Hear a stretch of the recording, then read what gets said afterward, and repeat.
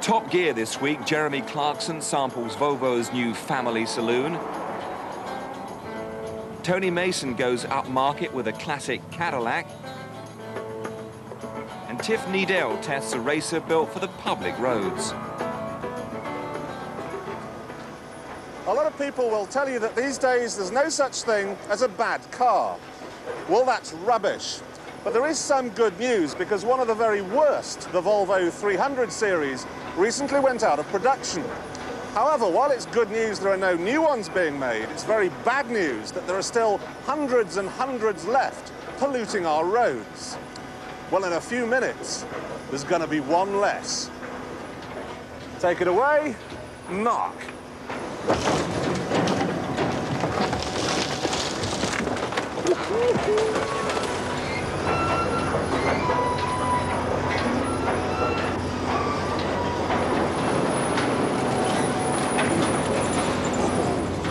This is for every time I've caught you dawdling at junctions. This is for every time I've found you doing 4 miles an hour on a motorway. This is payback time.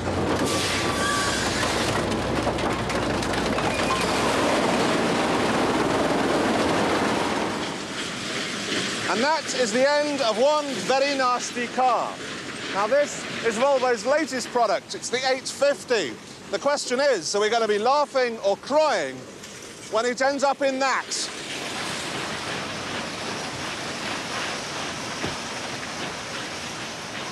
As usual, Volvo has stuck to its policy of getting children from the local primary school to help out with the design.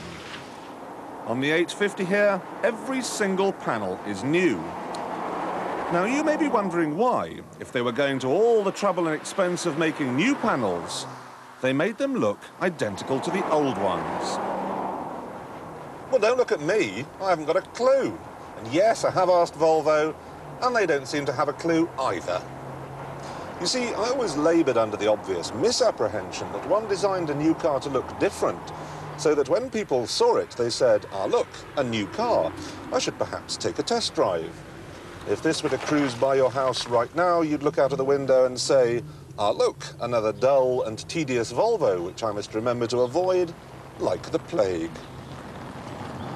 But this would be a mistake, because although it looks as frumpy as a maiden aunt called Aunt Frumpy, this is like no Volvo we've ever seen before.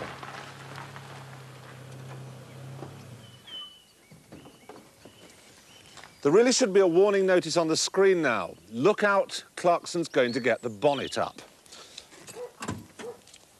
So, there you have it, a 2.5-litre, fully catalysed, lightweight engine. It's unusual because it has 5 cylinders and 20 valves, but it's not unique because that's been done before by Audi.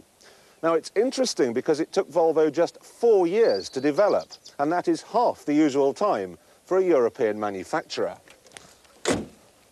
What's more, this is the first big Volvo to have front-wheel drive. Now, that, of course, meant that a new rear suspension system was needed. The finished product is called Delta Link, and it's so clever, Volvo has patented it. So, despite the exterior appearances, there's quite a lot of radical engineering in here. Performance-wise, the Volvo is just plain fast. It hauls itself from 0 to 60 in 8.5 seconds, and will still be going like a train as the speedo climbs past 130. And even if you do have lead feet, you'll still do more than 24 mpg, which ain't bad. Still, when we're talking about Volvos, we tend to talk not about performance, we tend instead to talk about safety. So here goes. Now, on this model, I have discovered what I consider to be a major safety flaw.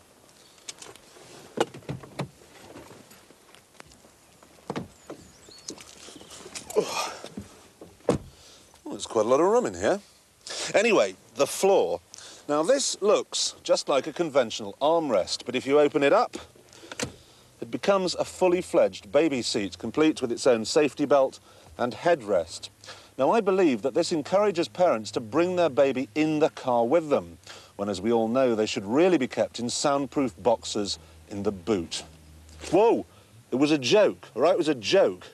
That is actually a very neat piece of design. It also brings me on to the question of safety as a whole.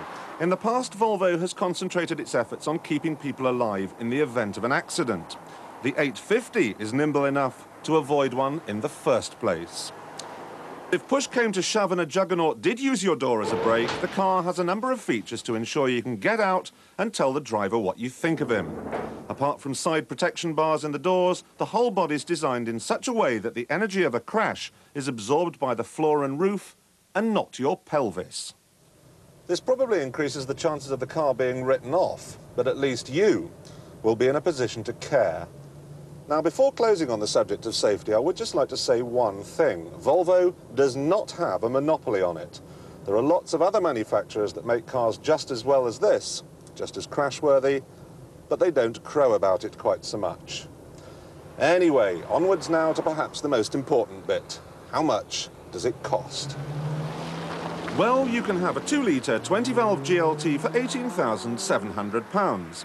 But this 2.5-litre derivative is round about £22,000. That's quite a lot when you learn the equipment levels are only fair to middling. Even so, the 850 is safe, full of neat touches and dull to look at. Apart from there being no estate version, a typical Volvo then. No, no, no, no. The engine is wonderful. It howls like a racer, and even when it's burdened with an automatic gearbox, it goes like stink.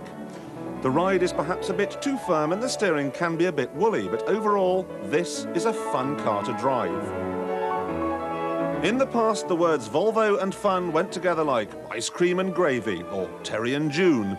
But that was then, and this is now. And when they do get round to crushing the 850, I'll be the one at the back with a hanky.